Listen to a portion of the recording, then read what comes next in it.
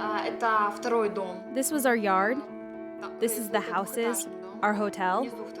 This is the view from the top of our house. Family vacations, school dances with friends, her home on the coast. This was life for Katya Shvets and her family in Ukraine just 2 years ago. I miss this life so much. I really, really miss it. Now, her home in Crimea is no longer part of Ukraine. Her family's hotel business was forced to shut its doors, and home is someplace she thinks she'll never be able to return. When we were there, we did not appreciate it. Now I think about it and it makes me want to cry. Katya is one of an estimated nearly 1.5 million internally displaced people, or IDPs, in Ukraine who have been forced to flee their homes since conflict erupted in the country in 2014.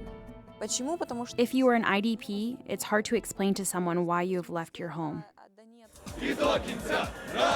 It began as protests in Kiev. Hundreds of thousands of people gathered in December of 2013 in Independence Square, the heart of Ukraine's capital city. What happened when the revolution started? It was scary. It was exciting. It was like that before the killings have started. The government retaliated using extreme and violent force, killing hundreds of protesters. Andriy Ranchenko was part of the revolution since the beginning.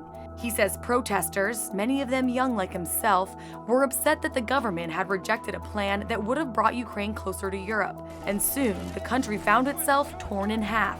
Some Ukrainians pushing for closer ties with Europe, others demanding the country remain aligned with Russia. We want to be part of Europe. We want to maintain our identity, but with all the opportunities Europeans have.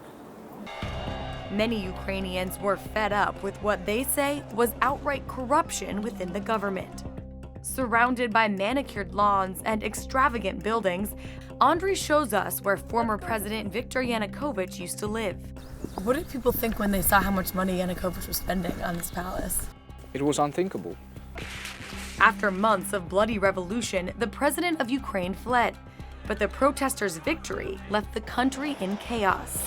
That's when Russia, Ukraine's powerful neighbor and its #1 business partner, got involved. Many say Russia used this chaos as an opportunity to invade Ukraine and take control of Crimea, an important center for trade. Just imagine you go to sleep one day and the next day you see the news that Mexico has invaded Texas and seized the land. Yet Russia claims they're only supporting the will of the Crimean people, since the majority are ethnic Russians. World leaders said Russia should stay out of Ukraine, and this fight over Crimea increased tensions between the US and Russia. But the chaos spread to other parts of the country. Conflicts broke out between the Ukrainian government and people fighting to separate from Ukraine, reportedly with Russia's help. All of a sudden, Katya and her family found themselves living in a foreign land. After the revolution, a lot of police appeared in Crimea, and then there were a lot of Russian flags hanging up everywhere. Then school changed. If you spoke in Ukrainian or said you were Ukrainian, you would be bullied. It became better to be with the Russians. To be against the Russians was dangerous. If you were with Europe or with Ukraine, you became an enemy of the regime. So, like so many others, Katya and her family fled Crimea and moved to Kiev. Yet this safety comes with a price. How we live now is really hard for us, because before in Crimea, we had enough money to help other people. Now we are the ones who need help. And the number of people like Katya and her family only continues to grow. Although a ceasefire truce between Russia and Ukraine was signed in 2015, the violence did not stop. Today, Independence Square is calm, but just a few hours to our east, the conflict continues. And we're told that life for Ukrainians there remains dangerous, with bombings and shellings still common.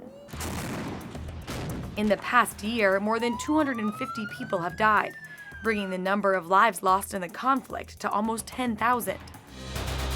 And those who have fled the violence say the world should pay attention. But you have to understand, Russia is not just any other country. They came here, they occupied, they are an aggressor. And they aren't just an enemy of our country, they are an enemy of stability. And if someone in America thinks that Russia wouldn't touch them, then they should think again. Maggie Rulli, Channel 1 News.